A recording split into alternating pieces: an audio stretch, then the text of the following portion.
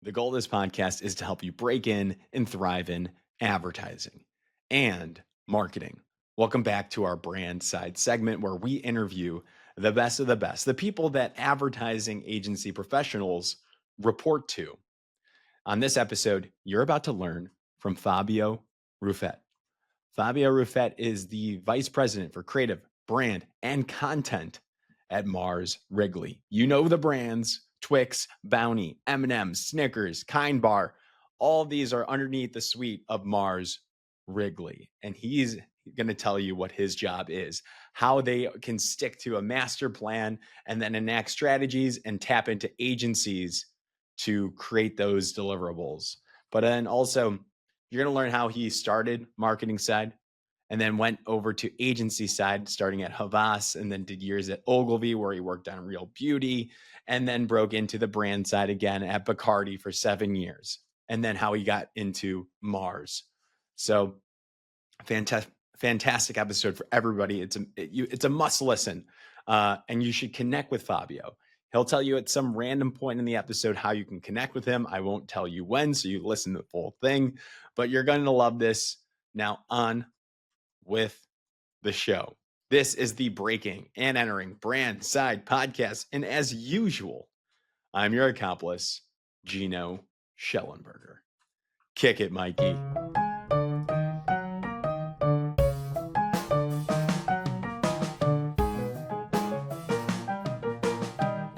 Fabio Ruffet, welcome to the Breaking and Entering Brand Side podcast. How the heck are you doing today, sir?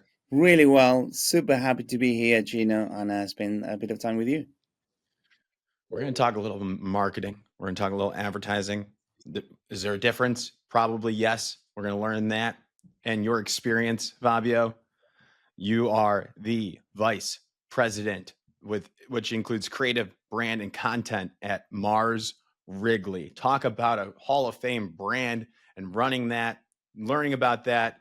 I'm pumped. So thank you again, sir.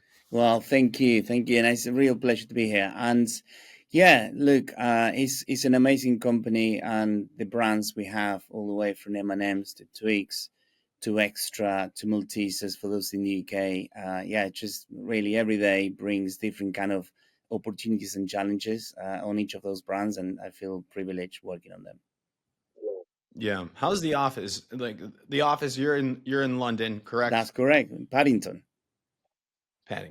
And then there's a headquarters in Chicago, correct? That's correct. So here it is a bit of a global regional office, depending in which segment you work for the company. We have pet, we have obviously snacking, which is where I work for, and then food as well. So different divisions have different headquarters, but it's a great, bubbly office, as you can imagine, full of the products we produce and sell. Exactly that. Great place to be, get to know people, have good coffee. Now we're talking. Yeah, I was going to say the snack selection there must be unreal. And that's a big plus. I mean, I used to go in, like that was a big portion of part of why I wanted to go into the office was the snack selection, being a young, growing boy. Like I had to eat a lot. So that was a big part of it. So let's break this down. Let's talk about high level. What are the brands? What's the suite of brands that we're talking about? You alluded to a couple, and then we'll talk about your role. How's that sound? Amazing. So kind of the brands, I mean, really is who is who of the snacking world when you talk about Snickers, a brand that is famous the world over through creativity and through the product, of course.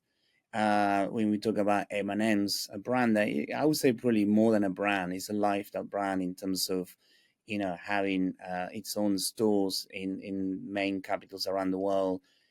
Sometimes I see, and it's humbling to see people sometimes even queuing to get to a store in the rain. Such is the fame of that brand, or in Disney in Paris, etc., etc. We have brands such as Twix, which I lead globally. I love the brand and the product. Before I started at Mars, it was my go-to snacking. So great to work on it. But it really, each of our days is filled with projects, challenges, sometimes opportunities for all those brands, and I really count myself lucky being able to add my grain of sand to the history of those brands on a daily basis, along with my team and many other associates here at Mars.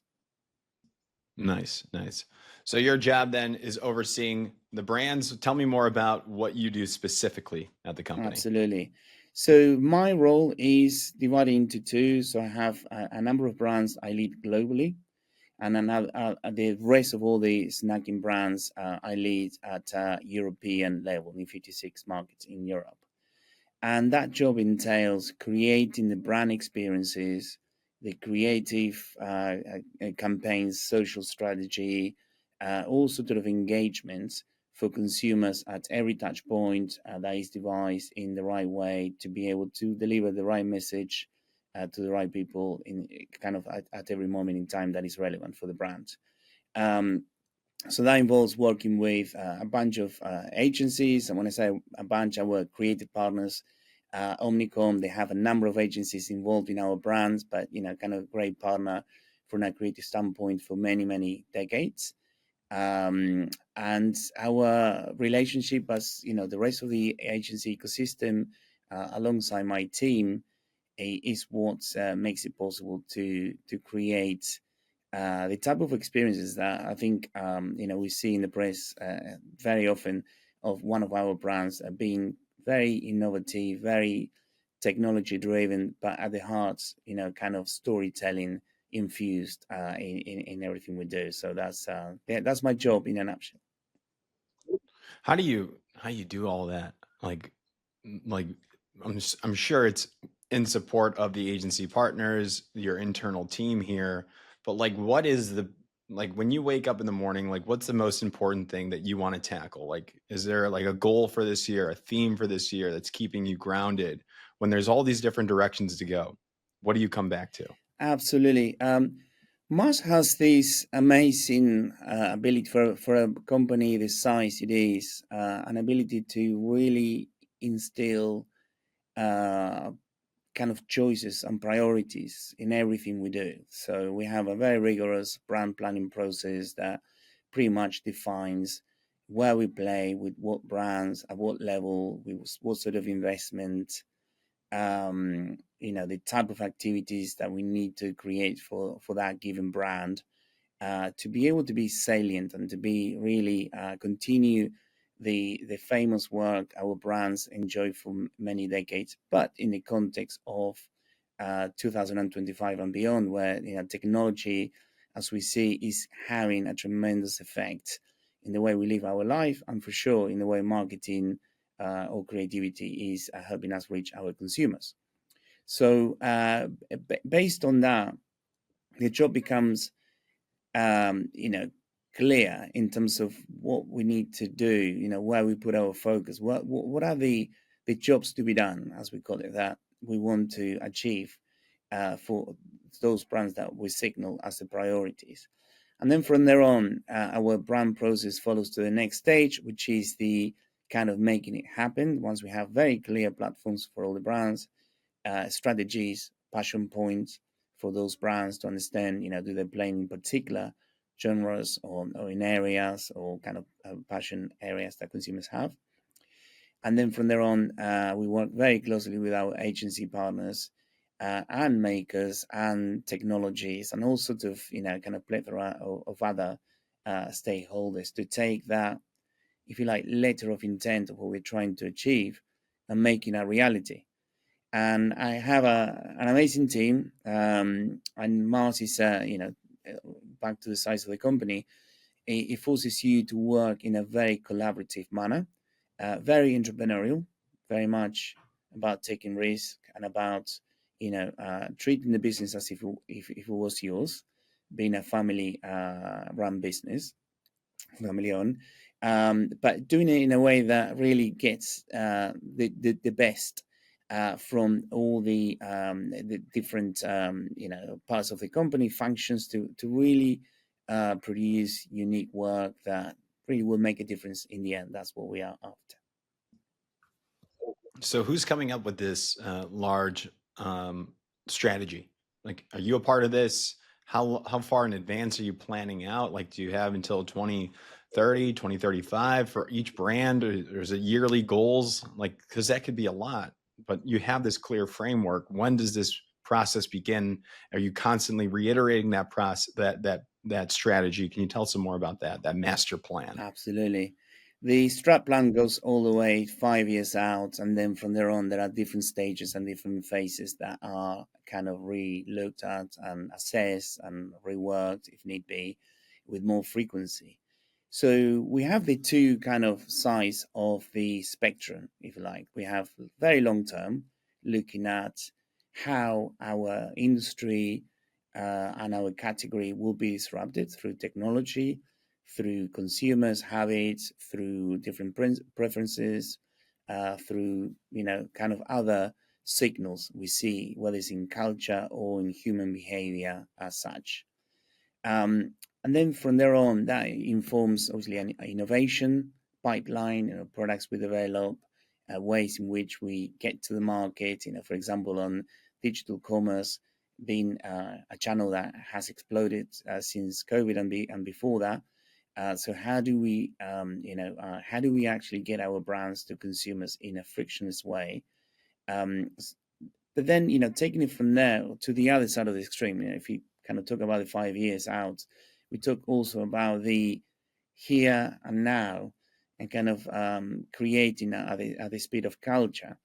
And that means that because of the freedom we have in terms of the clarity of our vision and strategy, we have the opportunity to really be very nimble in the everyday because we know where we're headed long term, and we're going in that direction. So that enables us to, in the Right. short term, to be very responsive, and we have a lot of examples about being able to get work out to consumers in a matter of days, to really be reactive as well as being planful. Got it. Can you talk about, yeah, that that proactive, that nimble approach? Are those ads or activations made in-house, or do you have like an agency partnership that is kind of dedicated to being quick for all these brands? Like if something came out in the news, quick reaction, let's do something. And how do you like, I don't know, how do you enable a team to work fast? It's a hybrid. We rely and work extremely well with our agency partners, and very often ideas in any sort of stage of conception come from them, and we start thinking about how we could, bring it to market, or which markets, and how to make it a reality. But often we also have studios around the world, and sometimes an idea can be co-produced. So an example of that, for Twix at the Super Bowl, we didn't have a TV commercial going. We still wanted to have fun in such an amazing spectacle. Kind of one of the biggest kind of in totality, let alone for the advertising industry as kind of a vehicle to get messages to consumers. And the idea was very simple. We know that 79% of people watch the Super Bowl whilst double screening. I think everyone does it. Hmm. So if people Hmm. double screen, and us being Twix, and our campaign is called Two is More Than One. I can talk about that in a second. But it's really bringing that essence of the two sides of Twix, and obviously making a point that's so obvious that that's kind of the fun of the campaign. So what we did was to offer people the chance to win two gold bars shaped like Twix, but big gold bars, kind of a couple of $100,000 of worth of kind of prize. If they stir at this screen, it was a staring competition. They had to follow these two bars follow kind of during the commercial breaks. And we thought we would have a bit of fun and a bit of traction with that. And again, back to your point, it was developed by Adam and Eve here in London, but then also taken over by our studio in the US, who made quite a lot of the collaterals pieces in there. And we had an amazing, amazing result. And we could not believe the KPIs of something like the average time spent on this game during the game was 25 minutes, Some people have stayed staring at the screen for 60 minutes, which I believe is a total commercial breaks across the whole game. We have 16 million entries into it, and we have 1.5 billion impressions on the back of this campaign. And all of this without having a commercial, which really shows the potential for brands to stand out in this new creator economy we are experiencing. Interesting. You stole their attention, right? Like, and especially in the Super Bowl where all eyes are on multiple things, the game, if Taylor Swift's going to be there, um, all that stuff, all the different big brand work that's going on in the background too. You're able to get attention there and those impressions, which is so important. You've only been here for a little over a year now, too. We have to mention too. So that's very impressive, and we'll definitely get into your story here. But can we talk about some of the agencies, because that's my bread and butter? Can we talk about some of the ones that you're working with? You mentioned Adam and Eve DDB, based in London. Is Yeah, that correct? DDB in London, DDB in Chicago, BBDO in New York, BBDO in London, and then and BBDO in Chicago, I think I mentioned as well. So those are Mhm. the Omnicom agencies we work with. We also work a little bit with TMP on some specific projects. Um, but the bulk of the brands I lead has been, in the case of Twix, has been with Ada and Eve in London, an agency I admired from afar before I started this job, and it's been amazing to work with them. And equally, we have on Snickers some amazing work cooking in New York which we are very excited about. Right now, BBDO Chicago is working on Extra Orbit, which is a brand with different names around the world, Freedent, on something that, again, we are seeing the early fruits of that briefing, and we really cannot wait to get into the making. Ooh, I'm excited for that. Chicago, hometown for me. So I knew BBDO. I've known they've been working with Mars for a while now. Like, for some amount of years. I would go to say at least 7, 10 years. I don't know, but I think that's so amazing that that partnership has lasted that long. In agency terms, that's a long time. And can you speak on that? Like, does that help when they understand the brand? They've been working on it. How does that make your job easier? Yeah, for sure. So that clarity of understanding what the brand stands for and what it doesn't stand for, because we have, as you can imagine, hundreds of opportunities on a given week of things we could be doing for a brand, and it's a quick win, but it's one that takes us away from the very clearly defined territory that brand occupies. So working with them as partners is great to to get to those answers, and kind of the brainstorming side of things um, faster, and really being able, and we are great partners, and we have very genuine chats about what we think, the direction where we headed. And it doesn't mean that we will always agree on things, and that's the beauty of having that relationship, is that the heart is exactly in the right same place in both sides. We both want to create work that will stand out from the pedigree we have on those brands. We are, we all feel privileged, but also humble.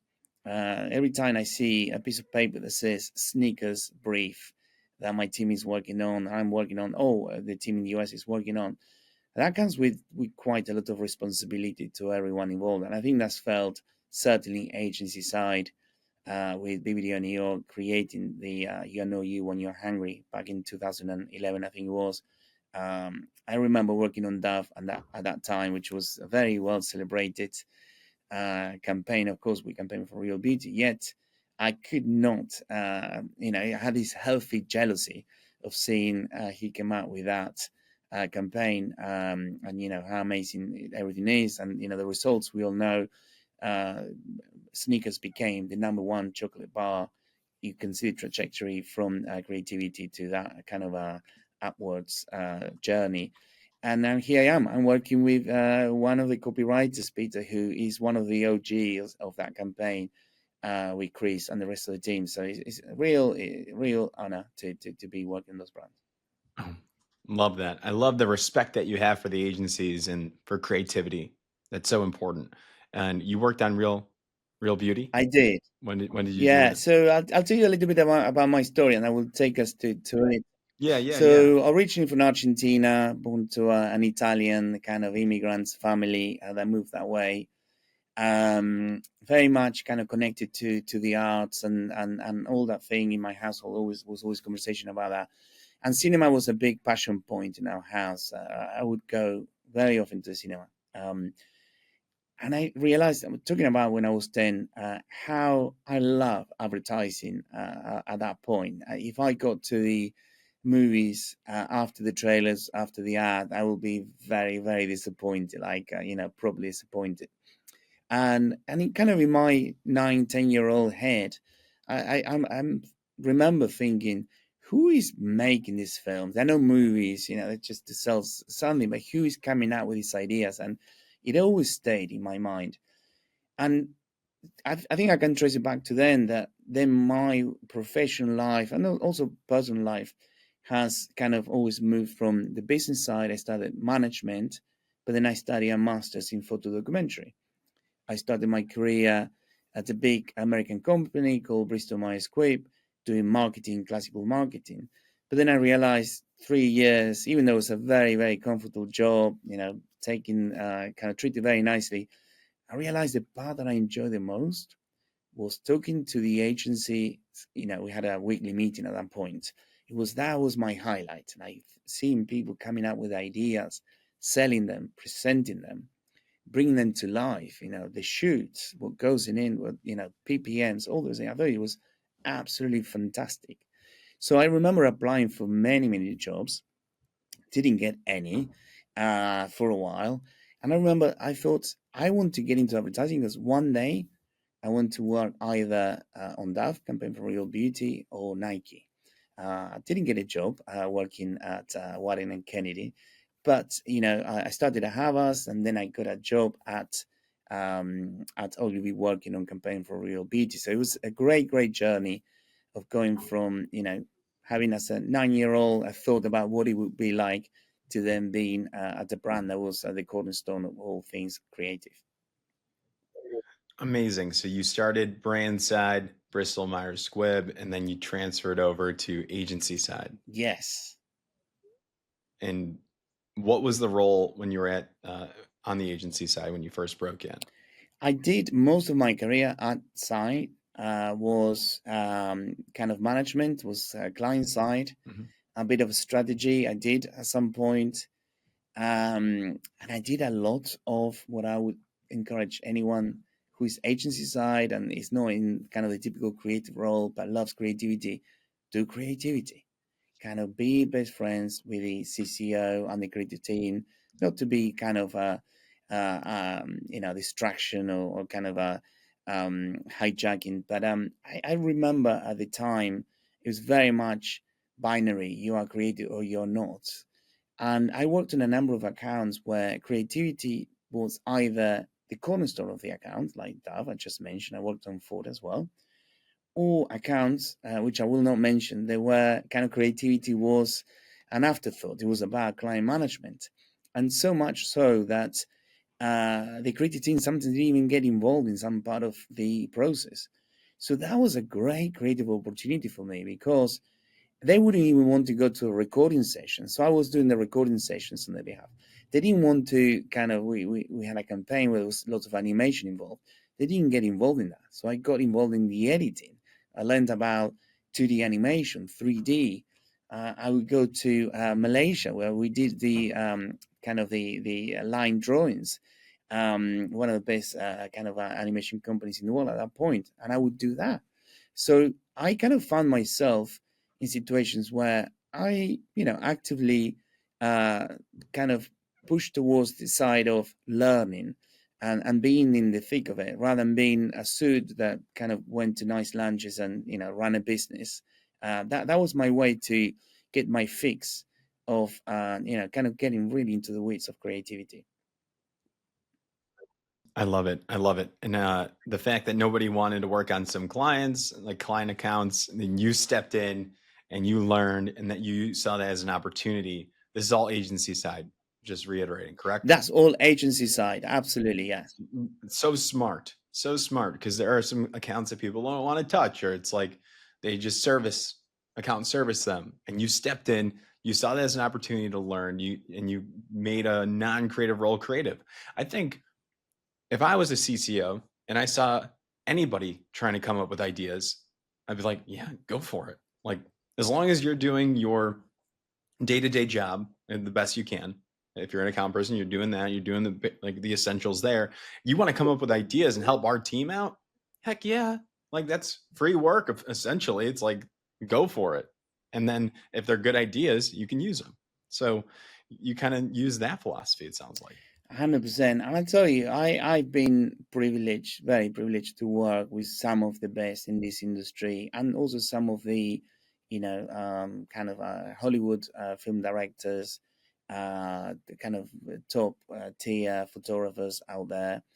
On that camp, I always felt that a shoot is an opportunity to learn. And I love photography. So imagine being next to one of the best director of photography that money can afford to shoot whatever as.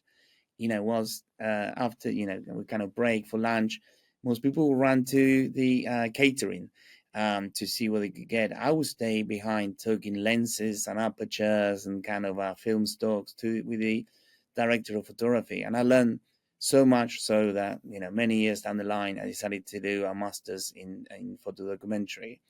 Likewise, agency side, the greats in this industry, if you think about Rick Bream, if you think about Chris at BBDO in New York, they are super generous with their time. There's probably a sense, if you don't know them, that you might think, well, these people are busy, they're going to tell you that they're busy, they're not going to. They are so accommodating and so generous in their outlook from their experiences. So if you're in an agency or if you're client side, and creativity obviously is something that you love doing and supposedly you're in that industry for a reason, do so be curious, kind of ask people, learn, because you learn much more on the unofficial side of things than whatever you're trained on. Yeah. I mean, talk about the generosity. That's how I've been able to get 300 interviews from agency and marketing professionals. And because they want to help out, they want to give their time when they have it to help out. So I think that's a great lesson there. So you spent a good amount of time agency side, uh, around 5 years at Havas in London, and then another 6, 7 years at Ogilvy in London as well. Um, Big lessons there. You kind of shot your way up into like head of account management. And we know in account management that you need to understand all the roles, all the processes within the agency, including creative. So you had that hybrid approach. You understood creativity. You're talking with the client representatives, the VPs of brand marketing. You're developing a really strong case to become an agency CEO or start your own advertising agency. Where does this take you after that? How did you get to Bacardi and jumping over to the brand side is my question. Sure, I remember at that time kind of starting to feel that in order, the more senior I became, agency side, probably the more removed, not fully, but you start to be removed more from the work for obvious reasons, and Yeah. more management and more kind of all those things that I like. By the way, I like the business side of everything, but it was taking me away from that, from the other side. And Bacardi, I can't remember if I got in touch or I was headhunted, but I got the job fairly quickly after a few conversations with people at Bacardi. It was a creative excellence role, so I was there to with a bunch of other people to raise the creative bar at the company. I felt, I mean, Bacardi is an amazing company, privately owned, like it's Mars. I would recommend to everyone to work for a private business. Mars thinks in kind of in generations, not in quarters to report to investors. So that makes a huge difference. And my role at Bacardi was one of raising the bar, working with partners. Omnicom was kind of a big part of that as well. And really, Bacardi being across so many touch points, whether it's music, whether it's experiences at festivals, it opened up my aperture, if you like, of many touch points that at that time I wasn't necessarily, acquainted with, or I hadn't had a lot of experience up to that point. And that was kind of the precursor to did lots of things, really amazing kind of work experience. And then Mars a year ago, kind of got in touch, had a conversation with my would-be boss, Rankin Carroll. He's an amazing guy, super creative. He's actually talking about looking from afar. I always wonder who was the guy approving all that Skittles work and all these amazing sneakers, and there I am working for him. So he was kind of very contagious in his creative energy. And we are a company with a house of iconic brands. Our brands are synonymous with truly transformative kind of marketing campaigns. Whether you think about Snickers, M&Ms over the years, Skittles, Twix Extra, it is the pedigree in terms of the creative. If you think about Mars, and just this is hot off the press, we've been inducted to the American Advertising Federation's Hall of Fame as a not as a campaign, not as a person, but as a company for the value to creativity of the years, which is amazing. So really, all of that felt like a very neat package to arrive to a place where branding and creativity is taken very seriously, and really help continue this trajectory. I love it. So looking at your entire career, what advice would you have for somebody that wants to get into marketing? Is it necessary like brand marketing, creative marketing, right? Not all the effectiveness stuff, right? The performance stuff. I don't know about all that. But to be in your position, is it necessary to start in an agency or have that agency experience? Like what's the best route? And I know there's not one route, but what would you recommend from your perspective here? Yeah, I think about this often, especially when I'm looking at CVs and kind of assessing people's for certain roles, etc. I think a multiplicity of experiences, and it doesn't necessarily have to be like client and agency, but I think what it does, what sits behind that, is the multiplicity of experiences that you can gain. I got quite deep into the creative process agency side, which means I understand fully what it takes to do the work we do from this side. Likewise, I understand really well, I think, brand strategy and brand building and how to make brands grow. And I understand that creativity is one element to do that. It's a very important one. It's a big amplifier of business growth, but it's one of them, and it's one that needs to work in concert with many other things. And that's something that probably agency side, you see one part of the equation. So I think that is a very valuable kind of thing to do, and there are many ways you can acquire that knowledge. I do think that we are moving from a world of such kind of expertise proliferation. There's so many things you need to know in this world to sit at the table and have a discussion. Whether it's AI, the latest on a cookieless future, whether we're talking about artificial intelligence to kind of extrapolate data and replace all of that first party data. Whether you're talking about creativity, at large. Um, I think what sits behind all of that, which Mars is great at in terms of training, in terms of giving opportunities, is to put yourself forward. Opportunities come sometimes in one way or the other, but you need to nudge sometimes those opportunities. Um, and I think that when they say luck is a combination, is kind of preparation meets opportunity, is that be prepared for that opportunity to arrive, because it's not luck. You have done it, even if you don't realize those conversations, those connections, those courses outside of work, all those things that you learn, all those experiences will come handy at the right point.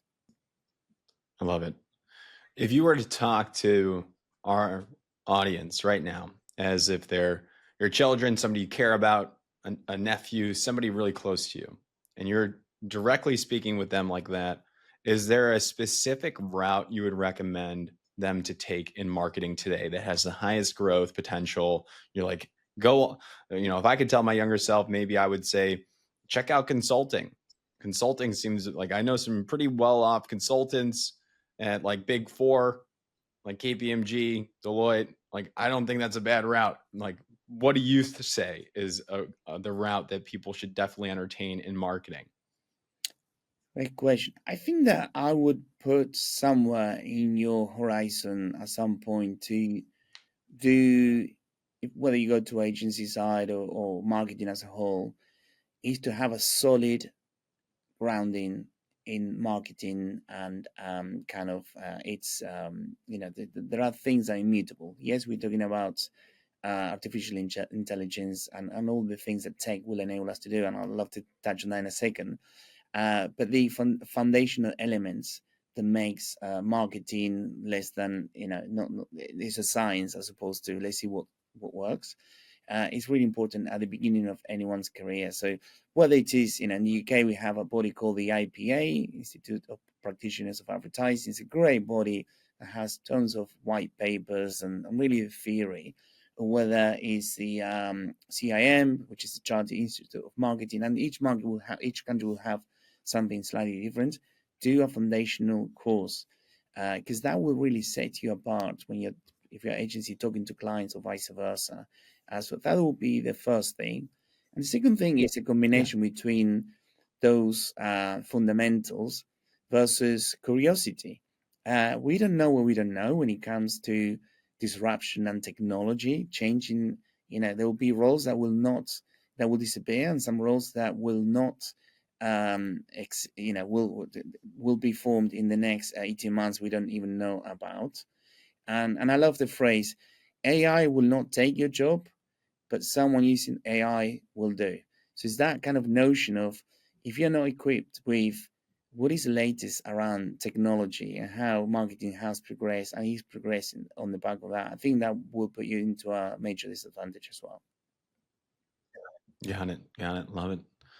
Any advice to agency professionals on like how to better their relationships with their clients? Like, what are some missteps you see, or really good things that you see like account people doing on the agency side?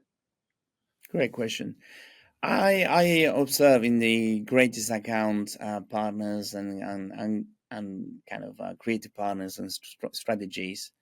What I see is that very a kind of a incredible similarities in what they do. So suddenly they become less about the job they do, and they're great because they have that visibility across. So if I am thinking about creative partners, it's about um, be, being business partners, like really thinking about the business. Because the thing about the business, they will come up with ideas that really deliver to that in a very, very incredible way. So the best ideas we have had, whether you talk about the Twix campaign, Twix More Than One, that is going live in the next few days, and we have amazing work that brand acts that are breaking. One in the US that I mentioned about on the Super Bowl. We have something taking place in the UK in Covent Garden, like a big stunt we're doing. Then we're doing something in Germany. All those ideas came from a point of what we needed to achieve from a business perspective. And Ada and Eve took that brief and a bunch of others, including Ketchum, to really translate that into responses, like the usual assets. Of course, we have a great TV commercial, amazing print, all those things.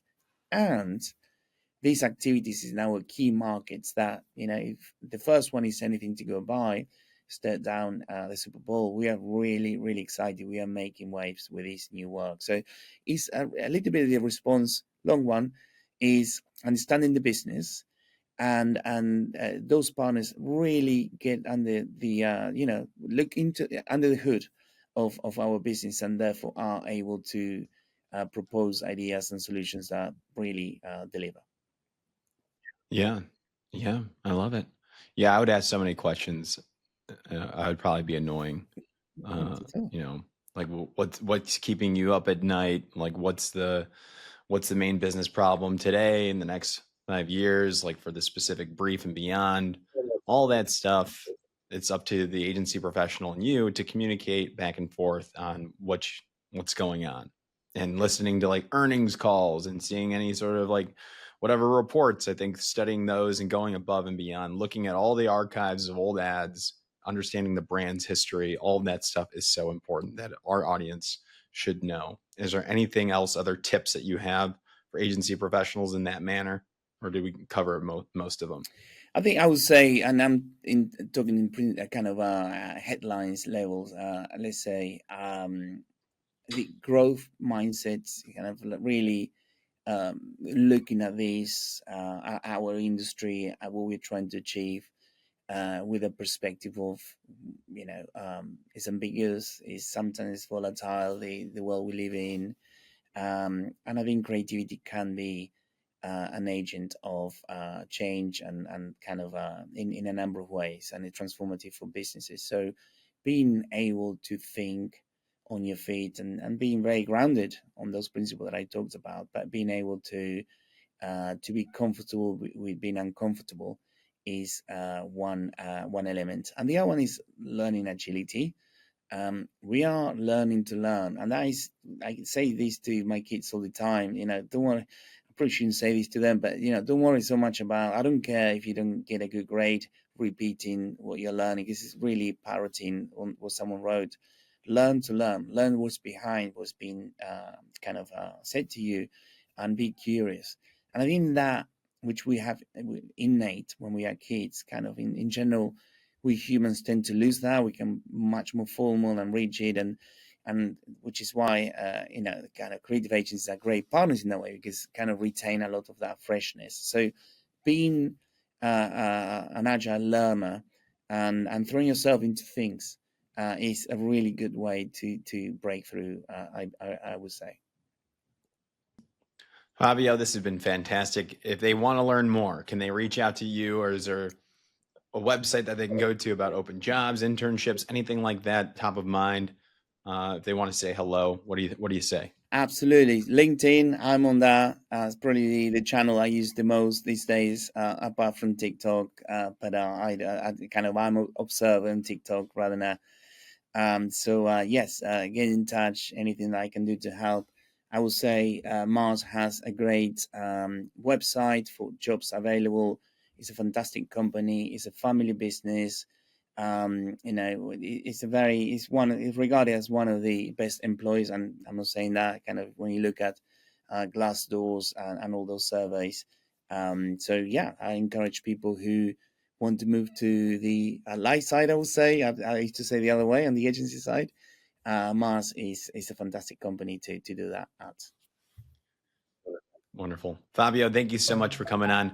I wish you all the best. I'll follow along. Can't wait to see what you guys create. And let's stay in touch. Love to have you on again or revisit some creative work. But you're going to crush it. So appreciate you taking the time. Thank you, Gina, for having me. And yeah, look forward to catching up in here. Heck yeah.